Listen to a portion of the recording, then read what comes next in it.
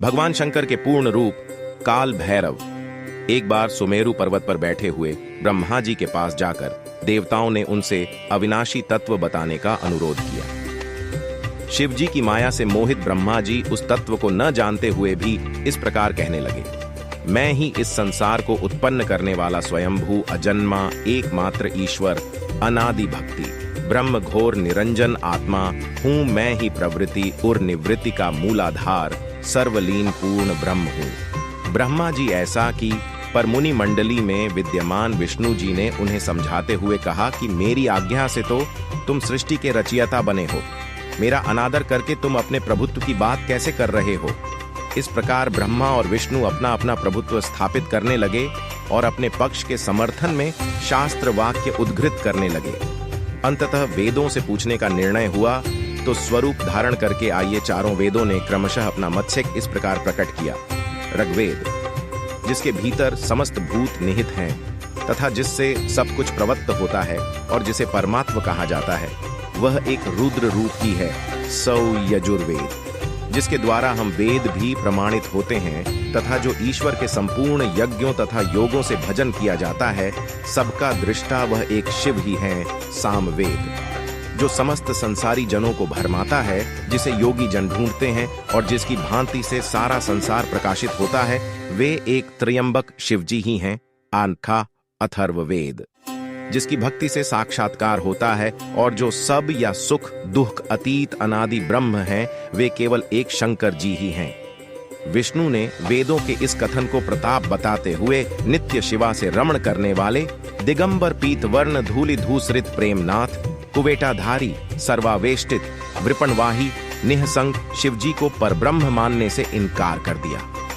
ब्रह्मा विष्णु विवाद को सुनकर ओंकार ने शिवजी की ज्योति नित्य और सनातन पर ब्रह्म बताया, परंतु फिर भी शिव माया से मोहित ब्रह्मा विष्णु की बुद्धि नहीं बदली।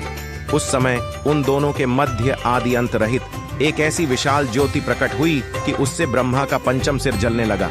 इतने में त्रिशूलधारी नील लोहित शिव वहां प्रकट हुए तो अज्ञानतावश ब्रह्मा उन्हें अपना पुत्र समझकर अपनी शरण में आने को कहने लगे। ब्रह्मा की संपूर्ण बातें सुनकर शिव जी अत्यंत क्रुद्ध हुए और उन्होंने तत्काल भैरव को प्रकट कर उससे ब्रह्मा पर शासन करने का आदेश दिया। आज्ञा का पालन करते हुए भैरव ने अपनी बाईं उंगली के नखाग्र से ब्रह्मा जी का पंचम सिर काट डाला। भयभीत ब्रह्मा शतरुद्री का पाठ करते हुए शिव जी के शरण हुए।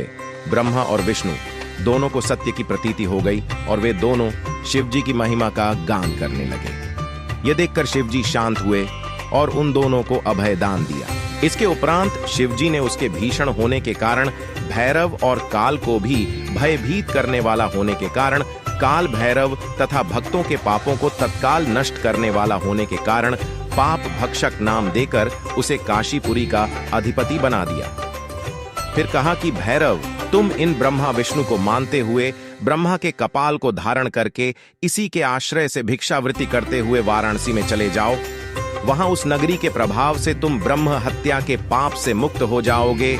शिव जी की आज्ञा से भैरव जी हाथ में कपाल लेकर ज्यों ही काशी की ओर चले, ब्रह्म हत्या उनके पीछे पीछे हो चली। विष्णु जी ने उनकी स्तुति करते हुए उनसे अपने को उनकी माया से मोहित न होने का वरदान मांगा। विष्णु जी ने ब्रह्म हत्या के भैरव जी के पीछा करने की माया पूछना चाही तो ब्रह्म हत्या ने बताया कि वह तो अपने आप को पवित्र और मुक्त होने के लिए भैरव का अनुसरण कर रही है। भैरव जी ज्यों ही काशी पहुंचे त्यों ही उनके हाथ से चिमटा और कपाल छूटकर पृथ्वी पर गिर गया और तब से उस स्थान का नाम कपाल मोचन तीर्थ पड़ गया। इस तीर्थ में जाकर सविधि पिंडदान और देव पितृ तर्पण करने से मनुष्य ब्रह्म हत्या के पाप से निवृत्त हो जाता है।